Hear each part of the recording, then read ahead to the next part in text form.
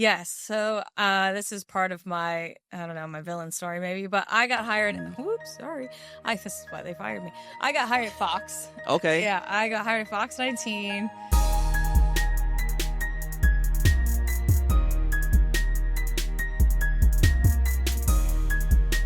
Cincinnati's film scene is leveling up, and today we're talking to the woman driving that momentum. They're building community, expanding opportunity, and putting the Midwest on the map.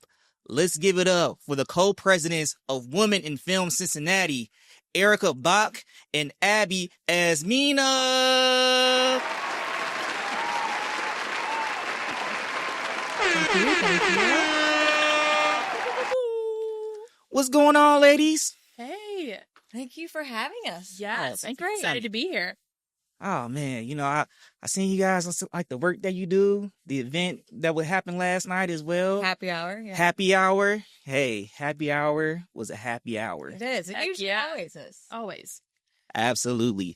So before we unpack everything you're building with Women in Film Cincinnati, let's shine the spotlight on your story. Let's start with Erica. So Erica is an award-winning screenwriter, producer, and director whose first feature script took home 8 festival wins.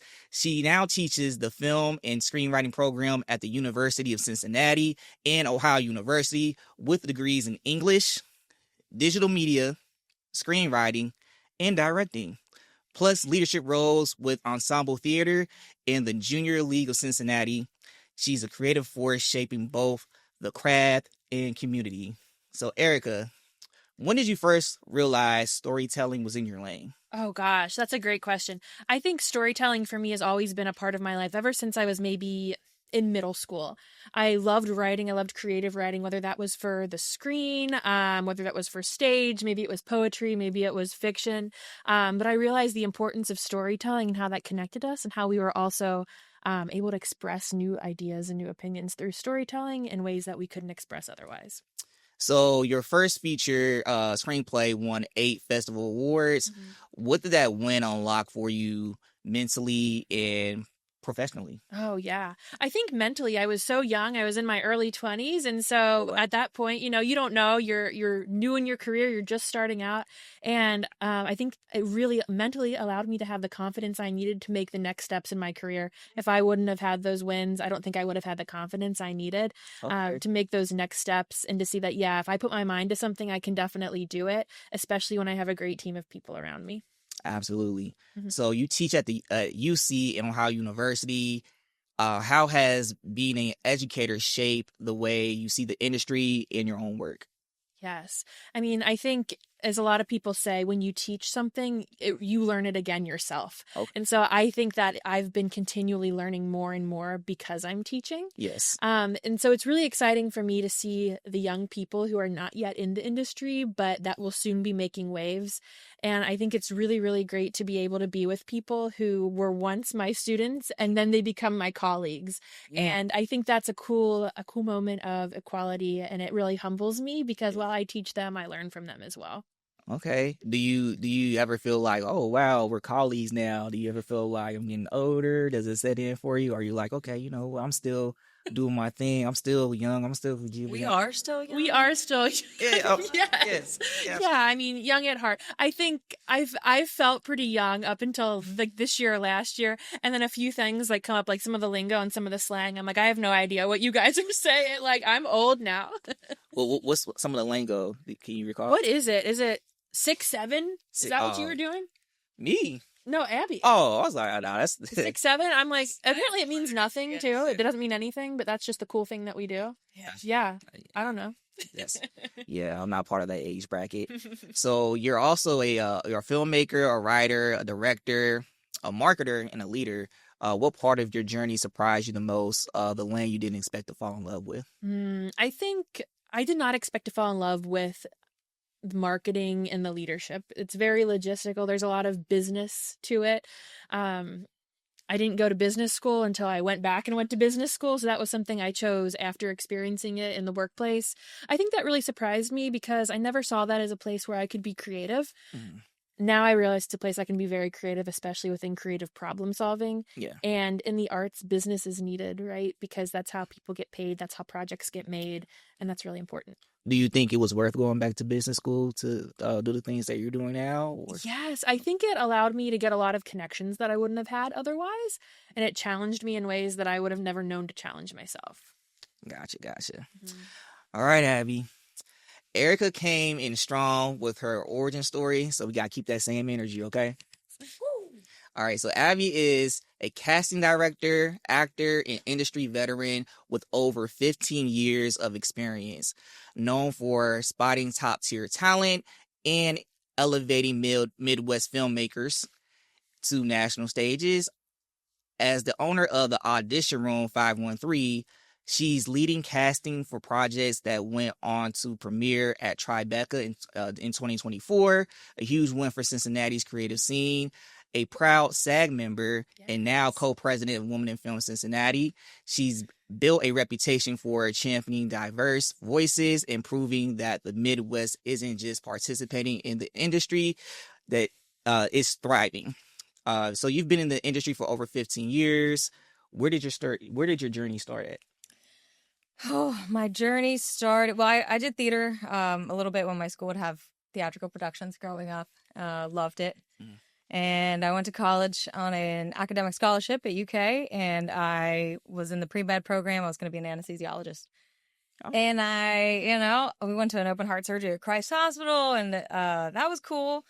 But did you faint? I did not know, but one person did. Yeah, he had a blood thing. Luckily, that's never been a thing of mine. But yeah, I did not like hearing that you can't save everybody. And so the thought of having to walk into a room and tell the family, like, this person you love more than the world is no longer here. Yeah. That just, even though you save probably more lives than you lose, hopefully. Right. But it just. But that still has like an impact on you, Like, it does, and I feel like it hardens you over time. And when you talk to these doctors, which I've talked to a lot over the years, from my own experience and from my kids, they have to have a certain persona and a certain personality, and a way of being to, I guess, deal with the trauma that comes with life and death every day. So I left that.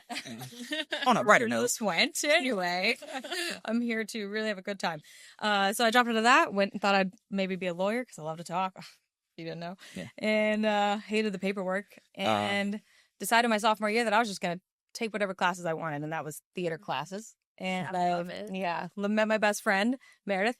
And our first day of theater class, we were the only two sophomores in the freshman classes, and we both fell in love. I mean, I love everything about the arts and performing and theater and storytelling and the collaborative process. And from there, I just kind of stayed in the industry. Okay. Yeah. So did you graduate with a degree in theater? Was it? A minor in theater. My degree's in electronic media and broadcasting. I was in sports journalism. Okay. Yeah. Okay. Did you do any news afterwards or anything like that? Uh-oh. Nice word. Yes. So this is part of my, I don't know, my villain story maybe, but I got hired. Whoops, sorry. This is why they fired me.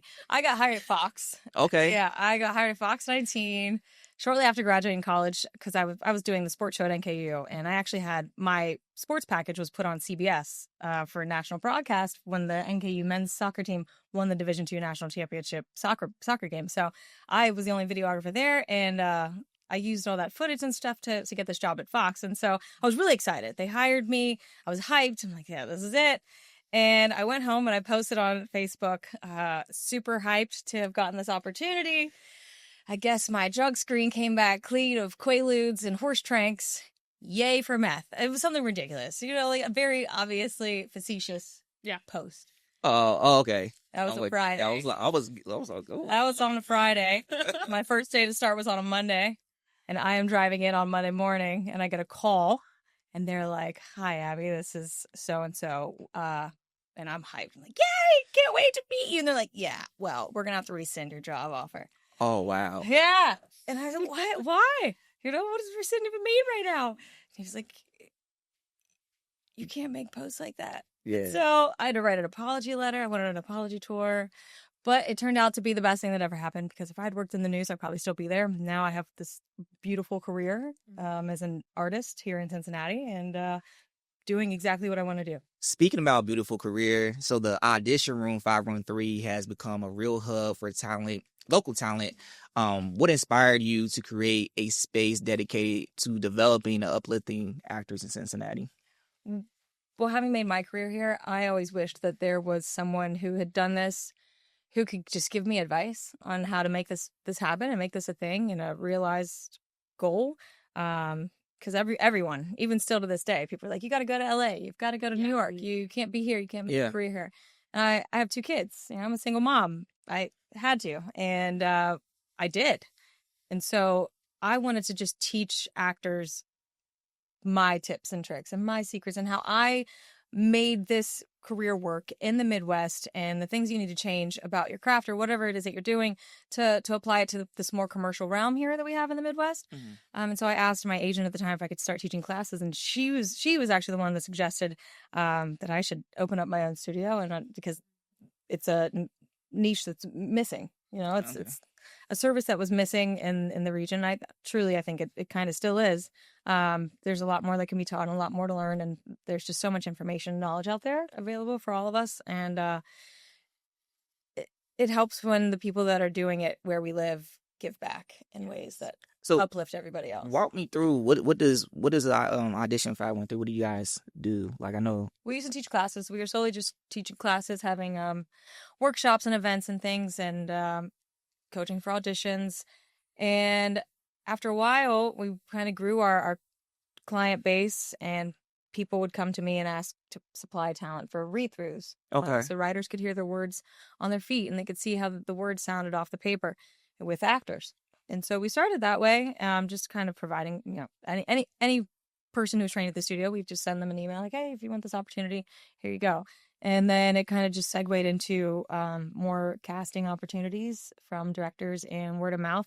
Just working in production for the last 15, 20 years, I've met a lot of people here, and you work with the same people, and they must enjoy the work I do or who I am, because they would recommend me to the directors when they come in town. And it really just happened kind of organically. So can anyone join Audition Room 513, or is it you have to have some experience? No, we trained all levels. I'm currently not teaching right now. I keep saying I'm going to get back into it, but I'm more in my mom era right now. My soft mom family era. Okay. I'm engaged and have to plan a wedding eventually. Okay. And congratulations. Thank you. My kids have a 16-year-old and 11-year-old, so they require a lot in these years. And we will get back to teaching. Right now, we're kind of just existing. But anyone can sign up for the mailing list. Anytime I get an opportunity, we send out an email blast and proliferate our castings that way. So you work both in front of the camera and behind it. Which one do you enjoy the most? Ooh. Oh, man. You know, I love behind the camera, I think, more. But you know, I love a good role. When I have a solid role, a good opportunity in front of the camera, that probably always takes precedence, because I feel like the stories we tell and the medium that we exist in shapes our culture. So being an active participant that people know, and I live my life with integrity and in a way that I feel proud of. And so to be that face for a good story that has a good message that could potentially change the world or change someone's point of view in that moment, being in front of the camera always trumps anything you could possibly do. It's a wonderful opportunity. But being behind the camera, I get to help people make their dreams come true.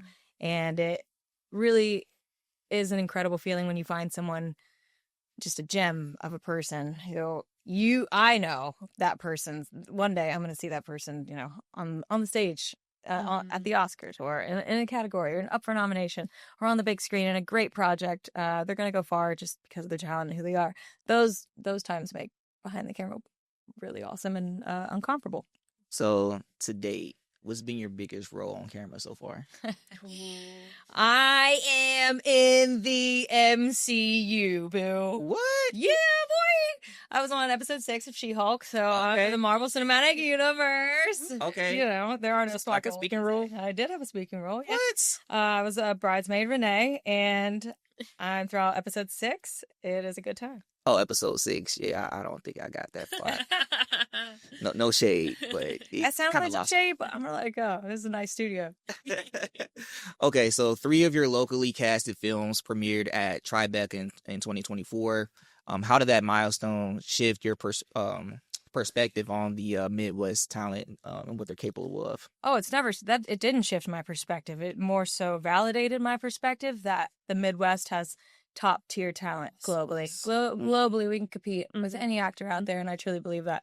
And I've always believed that, and that's why I built my entire career here, and that's why I never left to go to LA or New York, because I knew that once people just saw the talent that was coming out of here, whether it was mine or another person's, they would be back, and they are. Okay. Yeah. Absolutely.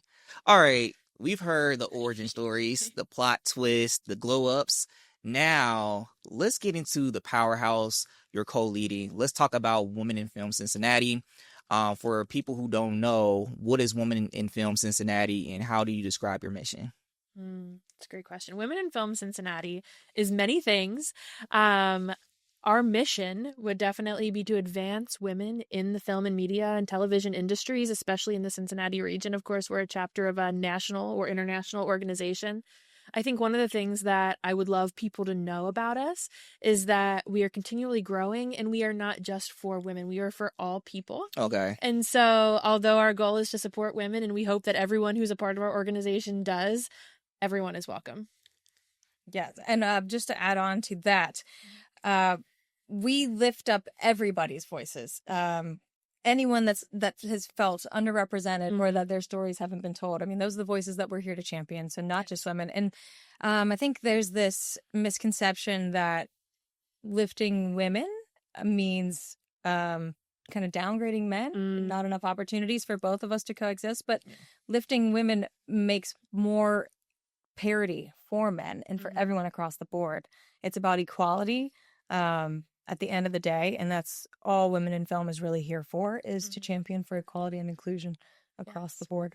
Yeah, I'm not gonna lie. When I heard Women in Film Cincinnati, I thought that was an all girls club. Like A lot of people do. Can't get in. I mean, we definitely we want to appeal to women. You know, I think our main goal is to be a resource for women, and that has been a double-edged sword where we are a resource for women, and the female filmmakers in the region and across the nation that are part of our chapter appreciate the things that we do for women in the industry. But it has also deterred men from thinking that they can join, or I don't know, maybe feeling a little at dis-ease about joining. We're not sure. We're not sure what you're doing, man. What are you doing? I don't know. When I went to one of your networking events, I saw you guys were selling the shirts and inviting men to come and join. So to support, I bought a shirt. Thank you. But yeah, Join?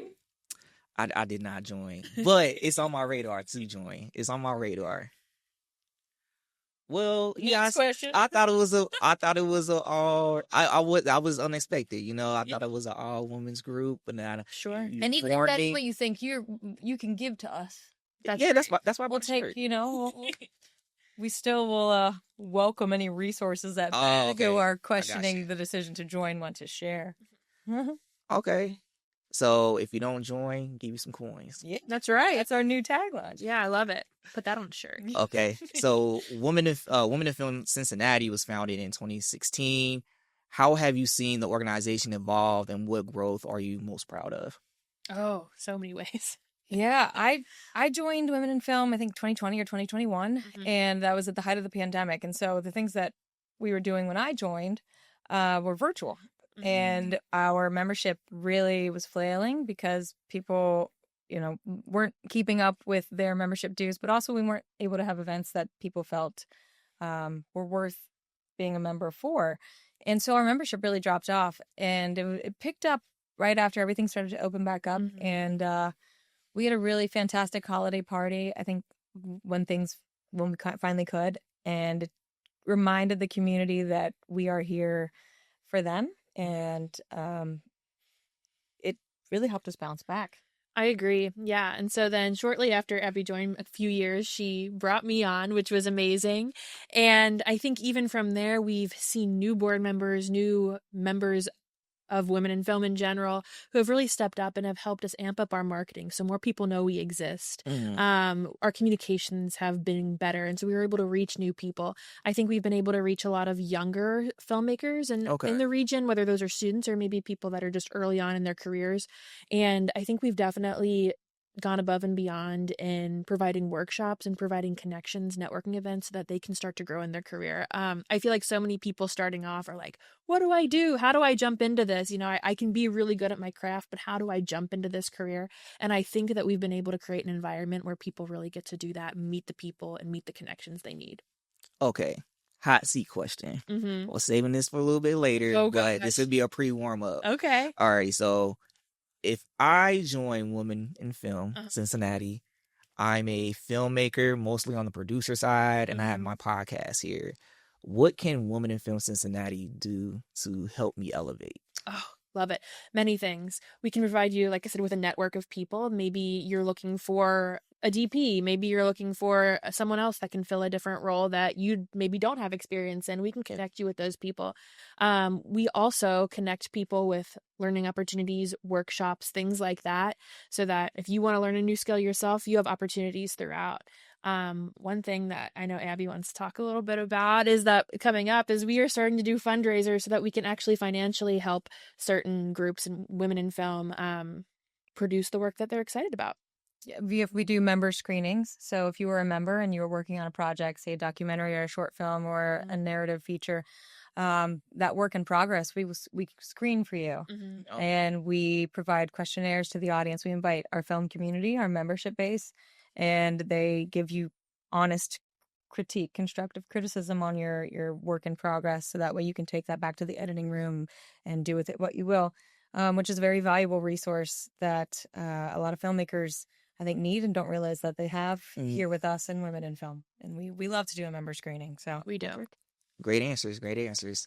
What impact has Women in Film Cincinnati had on the local film community since its founding, would you say? I think it's the idea of community. I think this is a hard career field to be in. Sometimes it feels inconsistent. It can be highly competitive. And, you know, whether we like it or not, all over, there's kind of some crappy things that happen in our field. And I think building that strong sense of community to lean on when people are struggling or running into problems, that really elevates everyone. So I think just having those relationships. And I also think our organization helps to keep women front of mind when local production companies are looking to crew and cast. You know, there's a huge disparity when it comes to, and an imbalance when it comes to women in key roles behind the camera and not just acting roles and in front of the camera.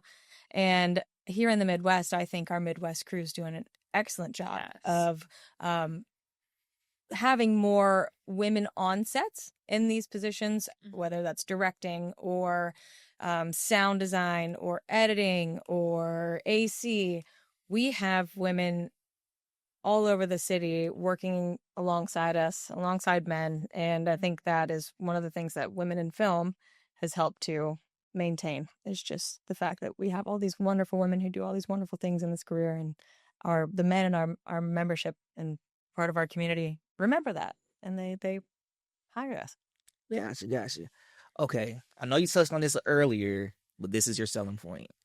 So how can someone get involved with a Woman in Film, whether they want to become a member, a volunteer, or a sponsor, or just to support? They can go to our website, wifcincinnati.org, and there is a contact page there. It goes straight to our email, and one of us will get back to you and provide you with whatever information it is that you're searching for, whether that's volunteer opportunities or how to donate, which we are actively always accepting donations and funds from generous donors, especially for our upcoming fundraiser in 2027. We'll need a lot of help with that from the community. So, yeah. Okay. And Women in Film Cincinnati advocates for equality in film. What systematic barriers do you still see women facing in the Midwest industry, would you say? That's a good question. How much time we got? Yeah. I told you. come up with the tough questions now. Okay. When it comes to there's the obvious, glaring barrier of just gender inequality when it comes to the screen industries. Even though women comprise half the population in the United States, we represent less than 30% of all film crew positions. Last year, 2025, was actually one of the lowest years that women have had as far as how many were represented as the director in the top 100 films of 2025. That's down from 13 or 14% from the 2 years prior. And I think, not to get political, but that's a reflection of our current political climate, is that these studios took a downturn when it came to hiring women in key roles. So that barrier being the most significant, just the gender inequality and the disparity, the fact that women are not paid the same as our male counterparts for our positions, and the fact that we're not even considered for many positions based on the fact that we are women. So that is one barrier that 1,000% we face, and it's a challenge every day. Yeah, I think just going off of what you said, working in a male-dominated field on set, sometimes I think it's easy to be overlooked. Now, there's definitely a lot of people that do see women as valuable and very thankful for that on set, but I do feel like personally I've run into that a few times where maybe my male counterparts weren't. Yeah, and some more. Aside from the gender inequality, also the representation, the way that we're represented in the film industry, is, for me in particular, being an actor and that being the forefront of my career, the roles that we are given, the way that we are portrayed on film and TV, those are voices written by men. A man who has limited frame of reference for what it's like to actually be a woman and the complexities that come with that and the nuances of femininity. And truly, it's impossible for a man to understand that, just like it's impossible for a woman to understand the complexities of masculinity and all that happens inside of a male body. So if we just had more women and more diverse voices writing the stories and telling the stories and directing the stories and being in positions of authority where they can make key decisions, we would see that reflected in stronger, more compelling prototypes and archetypes for women, more stronger protagonists in leading women roles, complex characters, because we're able to tell the side of our story. And it's historically proven that women-led films are tracking really well in theaters and with viewers. Women take in, as much media as men do, so it makes sense to try to equal the playing field to provide these opportunities for women.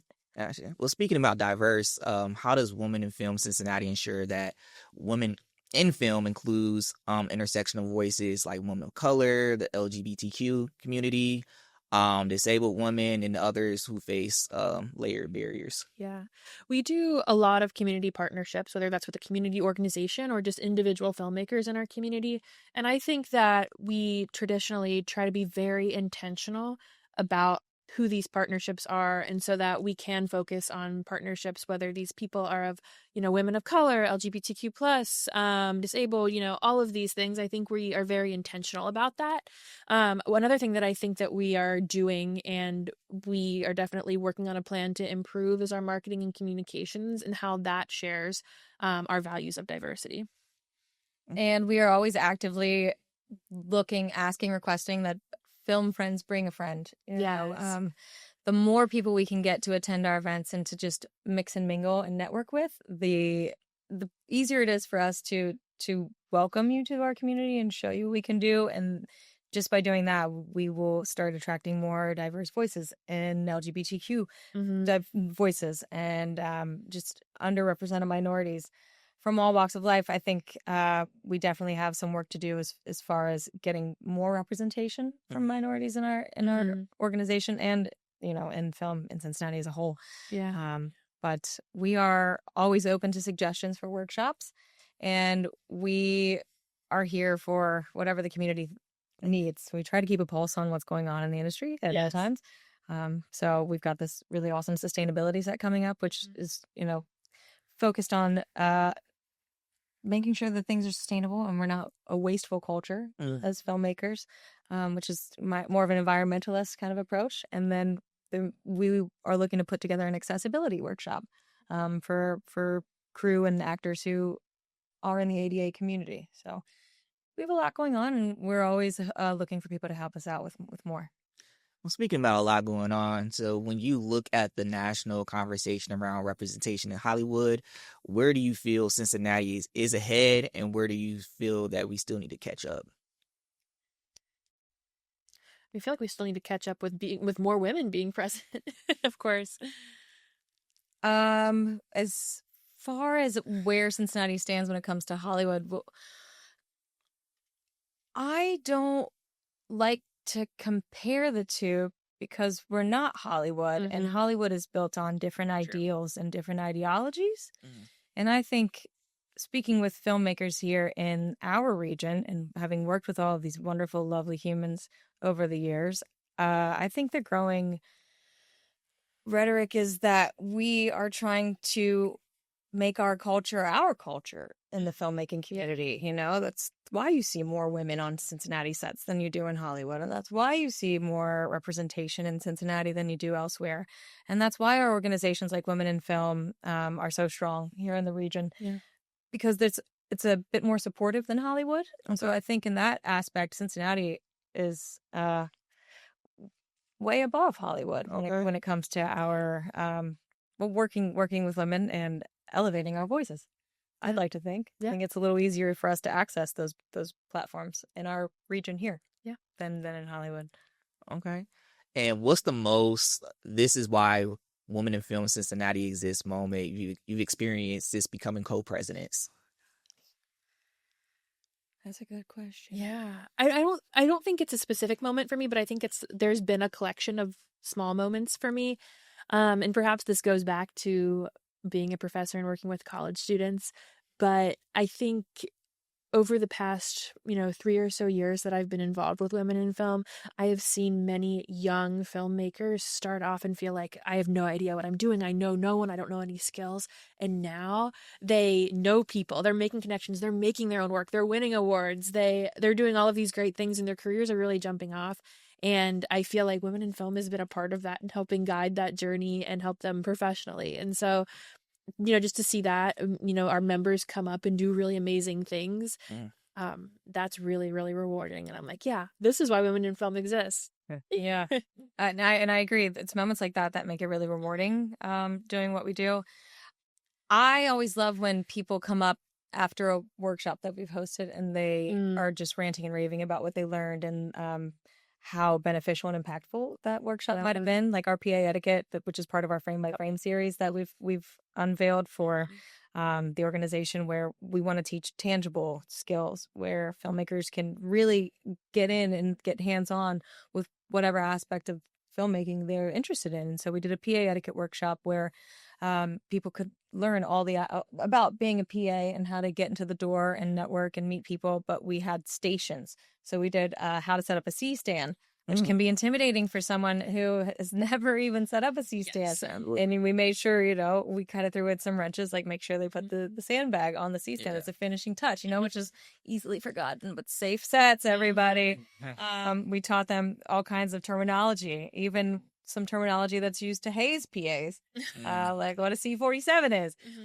We taught them what 10-1 and 10-2 is, and so, and then we taught them paperwork, how to fill out payroll paperwork, because that is probably the biggest hurdle for people when they come onto a set, is the amount of paperwork and how to fill it out. For some people, especially college students, they've never filled out a W-4 or a W-9, and they definitely don't ever have their 2 forms of identification that they need for the I-9. So we had the paperwork in the tax, how to fill out the Kentucky tax form and the Ohio tax form. We did all that in our PA etiquette workshop, which we've gotten such rave reviews. We really have. Yeah. Like that is a highlight of one of the moments where I'm like, this is what we yes, I'm here, even though it's a lot of work all the time.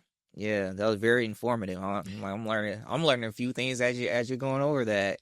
But speaking about workshops, you talked on this earlier. So we're talking about the sets. Was it set sustainability workshop? There we go. So for people who may not know, what is set sustainability actually look like in practice, and what are some examples of oh my gosh, sustainability. Don't judge me. Yeah. Sustainability habits productions can adopt right away. Yeah, absolutely. So one of the things that I've definitely experienced, I'm sure many people have, is, you're doing a shoot and you build a set for it and you're finished with the shoot, and then all of this stuff gets thrown away usually. And that's not only is that a lot of money, but that's just a lot of waste. And so I can't tell you how many times I've gone back and been like, wow, I had that set, I had that prop for a shoot I did a year ago and I could use it again. And so now not only am I purchasing it again, but it's just more materials and I'm just going through more things. So are you using like furniture, or is it like clothes, or what's all of it. Furniture, costumes, props, if I'm building, walls for a set, anything like that. And what I really realized is, especially in a community like Cincinnati, we have a lot of independent filmmakers. How could we use this as a thing where we could maybe have a hub where people can share set pieces, so they're not buying things, so they're saving money, and we're also treating the environment better. And so we've actually been able to pair with another nonprofit who does this in New York City, and they're looking to bring that here. Okay. This was something that was also touched on at Symposium back in September when that was here, is the AFCI conference that was in Cincinnati. And so I know this is a conversation happening worldwide in film and media, and so I feel like this is something that kind of puts us on the cutting edge here in Cincinnati, so I'm very excited about it. I don't even think it is limited to film and media. I think it could be, really relevant to people in stage production too. So yeah, just overall, how can we make a smaller footprint in the world? So what would be the solution? So say if I had this stuff in here that's in the studio. Say if we had imaginary couch, we have chairs here, we have things that necessarily I would just pitch, right? What can we do as a solution? Is we all come together and purchase like a storing garage, or what? This sounds like you're trying to get information out of our workshop with okay. member. Come to the workshop. If you're not a member, you got to pay to come. Okay, but I'll let her take this. Yeah, I think those are the ideas we're exploring, and we're hoping to get more solid ideas out of the workshop. I think that's what a lot of people in larger cities like New York do, and part of this workshop is discovering how can we make something like this happen in Cincinnati.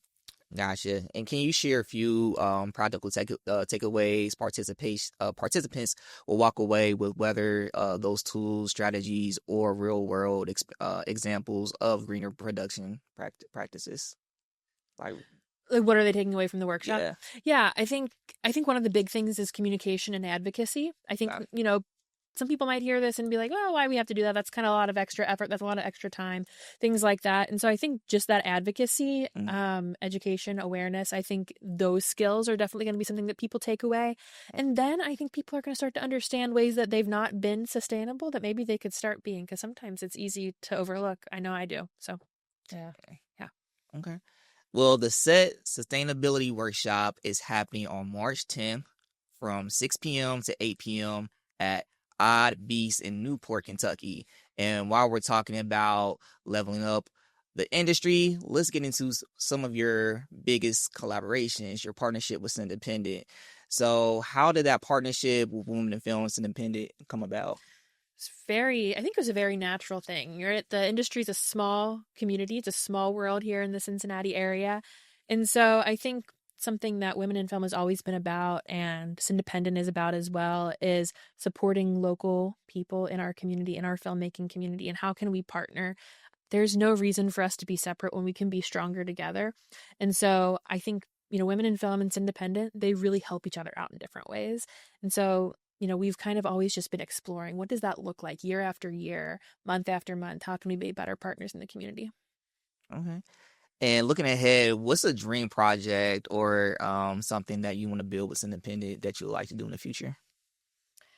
We really love being able to award a female filmmaker during Independent. Okay. That's kind of our favorite thing to do for the festival. I think so. Along with the first after party that we usually enjoy throwing. That's really fun. Which is a lot of fun. Mm-hmm. But we love to be able to go through the female-led or female-made films and just first of all screen the work that they're putting out, that we are putting out, that we are championing for, and then being able to present that filmmaker with an award, and hopefully one day with a substantial award, whether that's in a fiscal amount or just a really cool trophy.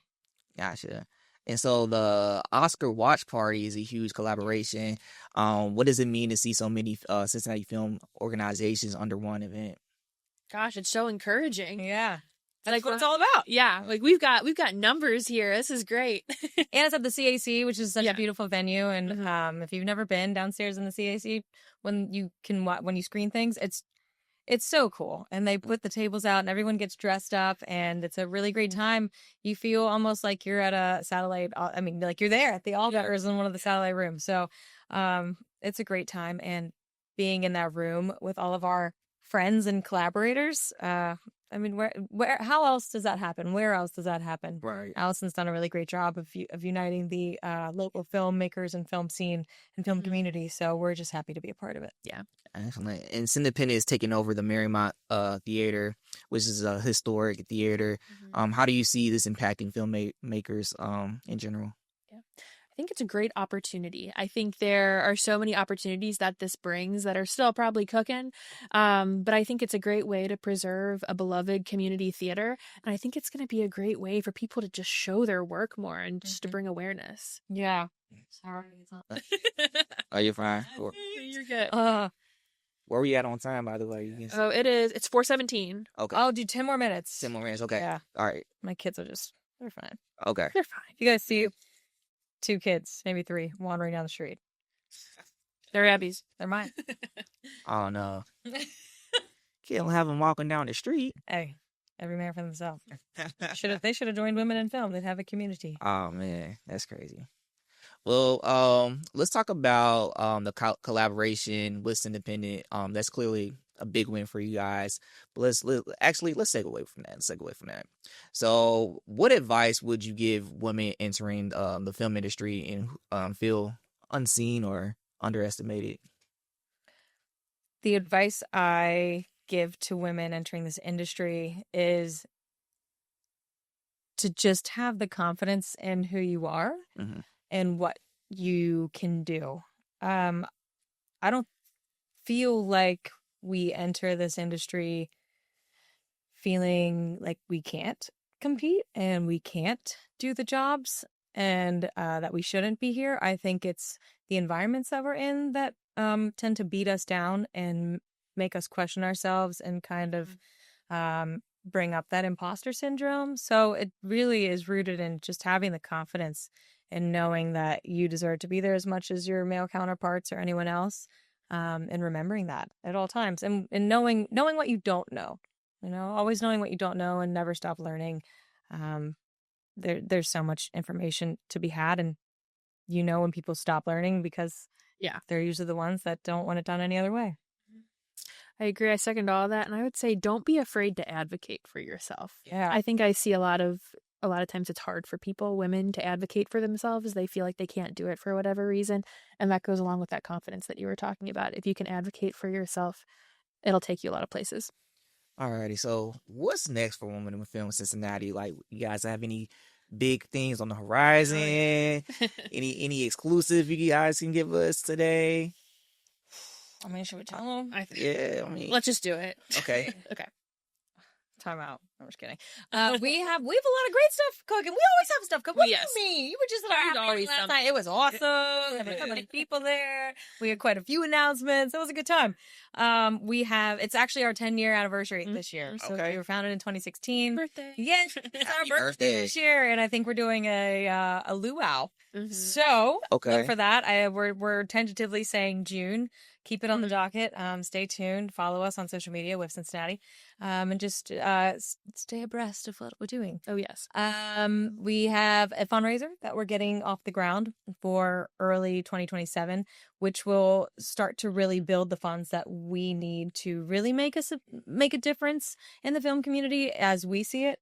We want to be able to give back not just with our time and our services and resources, but we want to be able to fiscally help filmmakers in the region, whether that's through finishing funds or grants or filmmaker grants, whatever have you. We want to be another resource that local filmmakers have when they need money. Yeah. Okay. Have you guys ever thought about doing like a festival or a competition, film competition, anything like that? We partner with such great organizations, like NKU's Oink Film Festival, which is a film festival that we participate in every year. Ran with Sarah Maley-Drabick, who was also a woman in film, our previous vice president. She does a really great job with the college students. It's a contest for high schoolers. They can make short films and they enter them into the NKU's Oink Film Contest, and it's such a neat experience, and it's really encouraging to see young filmmakers be so innovative and take such risks and have such creativity, and be willing and able to show that off. We partner with Independent Film Festival, who, SIF is Cincinnati's hub for local filmmaking. It's already being done by these organizations. And when OTR Film Festival has their events, we are a part of those as well. So it's not that we haven't thought of doing a film festival. I think it's not really at the top of our list. I think we fill in other needs. I think those organizations fill those needs in the community so well that I think we decide to fill other ones. Mm-hmm. Yeah. Gotcha. Well, so since it's every man for themselves, I usually like to end the podcast with rapid fire questions. Let's go! All right. Okay. I won't ask all of them, but I'll ask a few just to make sure we're able to leave out on time. Is that okay? Yeah, let's go. Okay. Emphasis on the fire. All righty. Okay. So what's one thing you believe Women in Film Cincinnati deserves credit for that the city does not say out loud enough? I think widely accessible film education. Bam. Yeah. And championing women. Yes. Next question. All right. So what's the most, this is why Women in Film Cincinnati exists moment you experienced since becoming co-presidents? Our PA etiquette workshop. Yes. People really had a great time there and learned so much. They had tangible takeaways. If Women in Film Cincinnati had its own reality TV show, what would be the title, and who's causing the most in the confessional booth? Who's causing the most in the confessional booth? It might be me with the confessional booth moments. I'm not gonna lie.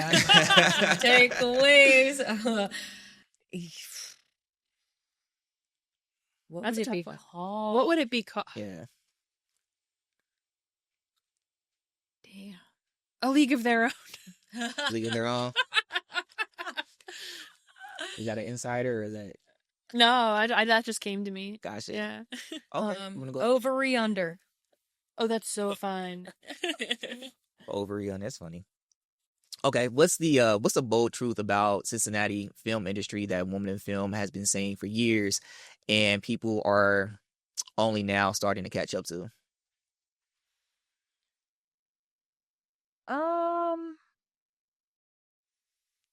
Well, that there's top tier talent Yeah. here in the city, and that a lot of that top tier talent is within our organization and Women in Film. But yeah, I think they're finally realizing they don't need to go to these big cities and bring in a whole production crew from out of town, because we do just as good of a job, if not better. Okay. Damn. Okay. Tell someone I said it. Mm-hmm. If you had to call out one area where Cincinnati is failing Women in Film, what's the honest answer? Well, I would say that it is not Cincinnati's job to serve women in film. It's Women in Film's job to serve Cincinnati. Care to elaborate on that? Yeah. I think one area where Cincinnati's failing Women in Film that I can think of is just funding. Yeah. helping us Yeah. access more funds, more donors.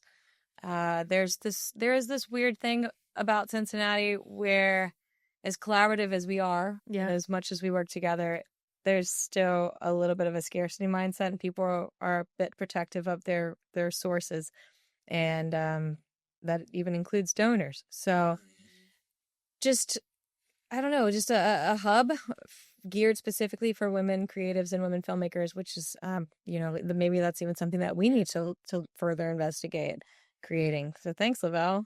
We'll credit you. Yeah. Oh, okay. What's one change you're committed to making in the industry, even if it ruffles a few feathers? I think going off what you said earlier, Abby, is just making Cincinnati in the Midwest known for top tier filmmaking and media creation. I think it would ruffle some feathers. I just, New York, LA, all that. But I think that's something that I would feel really committed to. I'm very passionate about making in this region. Yeah, I agree. I am passionate about parity and pay. Okay. I stand my ground when it comes to what my rate is, and my rates are comparable to what the rates would be out west or out east. So that ruffles feathers because people think that coming here means cheaper talent, but that's so asinine to even think that we aren't worth what we deserve. Yeah. Because what we ask for is what we deserve at the end of the day. Absolutely. What's one boundary Women in Film Cincinnati refuses to compromise on, no matter who pushes back? Besides the pay, I know you said the pay part, but outside of that,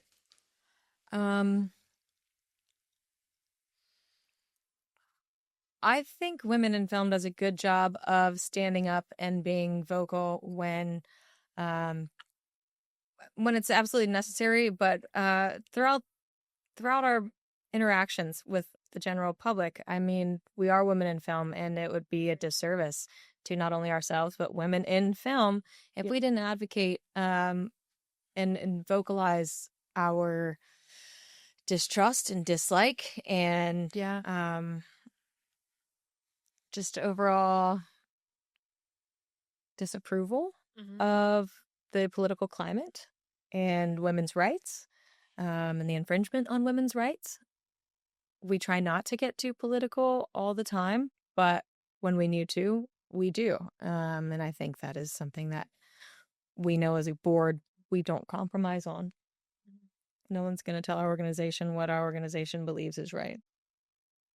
And I know you're a Cincinnati advocate. If you could snap your fingers and expose one hidden truth about the film industry in Cincinnati, what would it reveal?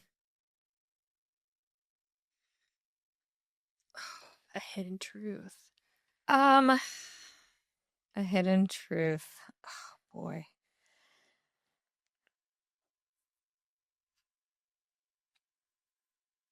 I think there's a hidden truth that people at the top don't necessarily want to help the people at the bottom, and that's not everybody. But it's few and far between that you'll find someone who's at the top who is willing to share their secrets and their tips and tricks and advice so open and freely. People like Ann Taylor, who is just a lovely human, who is always looking to help the local filmmakers and film community with any information that she might get. And that's what WIF also hopes to do and provide to the local filmmakers, is to stop the gatekeeping. I think gatekeeping is real bad here in our region. And it kind of stems from that, like, what high school did you go to mentality? And a little bit of a cliquishness. But we're doing much better about incorporating new faces and new groups into the productions and working with new people. And I hope to see that continue to grow and to us truly embody what collaboration is. Okay. Well, ladies, this has been incredible. Thank you for bringing your honesty, your passion, your vision to the table today. Women in Film Cincinnati is doing really, really good work. Not just talking about change, but building it brick by brick. Workshops, partnerships, the whole nine. Erica, Abby, thank you for your time, your leadership, and your energy. This has been a 2Phresh exclusive. Make sure you like, comment, subscribe, and see more videos like this one. And always remember, stay fly, stay humble, and stay fresh. Peace.